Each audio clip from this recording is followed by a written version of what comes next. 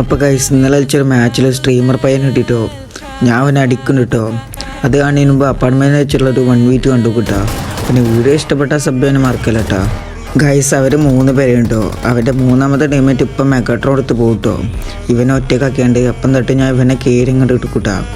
ആ മെഗാട്രോൺ എടുത്ത് പോയാൽ എനിക്ക് ലാസ്റ്റ് സോൺ വെച്ച് കിട്ടുന്നുണ്ട് കേട്ടോ. നിങ്ങൾ അതിലൊന്ന് കണ്ടു നോക്ക്.